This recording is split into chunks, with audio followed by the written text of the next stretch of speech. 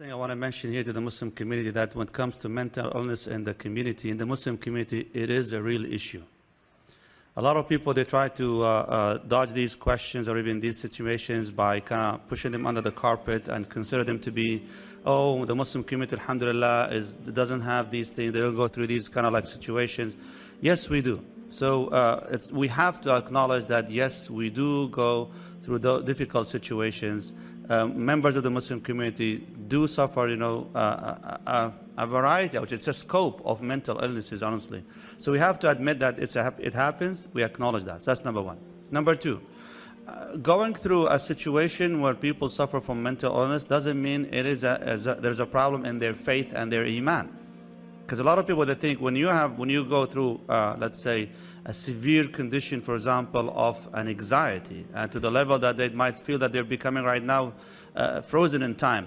That means they don't believe in Allah Azza wa Jalla, or their Iman is not strong, and so on. No, not necessarily, really. It's not necessarily, that's not true. They're human beings after all. No matter how much we try, we go actually through some difficulties and so on. So eventually I want you to know that's not a sign of weak Iman or weak faith. It might be for some, but not necessarily to you.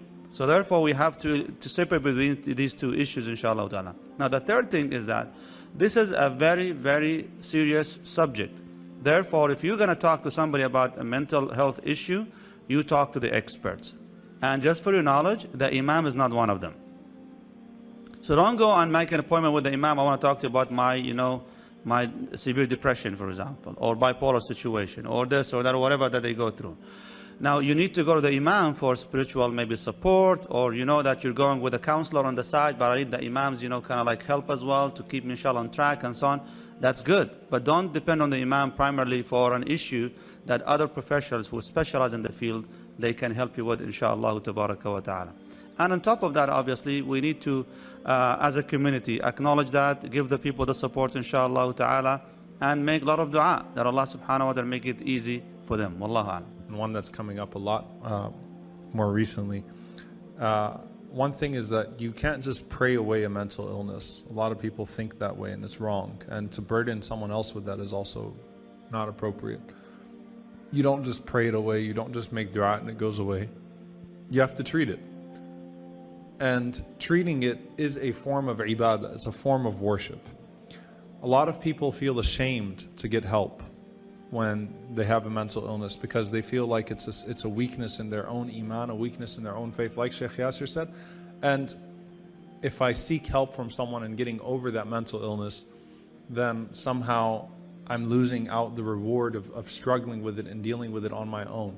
That's not true, because the mental illness has, it's a hindrance for yourself. It hurts you, it hurts people around you. And when you seek to cure that so that you can be a better Muslim, be a better child to your parents, a better sibling, a better spouse, whatever it may be, that's actually ibadah. That's actually an act of worship. That's actually putting aside putting something else or someone else before you, and let that be your motivator. Don't be guilted into not going and seeking treatment for these things. And then lastly, as a community and as a society, one thing that being involved with people, more involved with someone as a community leader, whether you're an imam or a counselor or director, like, you tend to realize how many people just have serious issues. And unfortunately, as a community, it's like you look at someone who has a physical illness. If someone's walking around with a physical illness, you feel a sense of sympathy for them. But when someone's walking around or someone has a mental illness, and it's very clear and manifest, we treat them with contempt.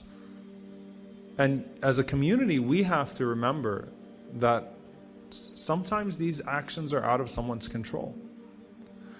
And a lot of times, by the way, the internet is exposing just how bad it is in our community, because you can see people pouring their heart out, writing things online. And you don't have to be a doctor to diagnose that sometimes. It's like, it's very clear that there's a lot going on there. But hey, you know what? I like what this person said here, so I'm going to go ahead and retweet that and share it. Great job. It's like, you do realize, like, that's textbook right there. And what are we doing as a community to help that person? So I would just appeal to all of us to be a little bit more compassionate. When someone acts strange and out of character, your first instinct should not be to diagnose them, but it should be to reach out to them and see if you can help them. And often helping them means giving them the encouragement to go get help for the specific thing that they need help with, and not feel guilty and not feel shamed and judged for doing so. But we have to do something about this, inshallah, and as a community show support for people when they act out and when they fail to go and get treatment for these things. It is rewardable, it is ibadah to do these things in order to be a better Muslim and a better and more capable person with everything else and everyone else that's around you.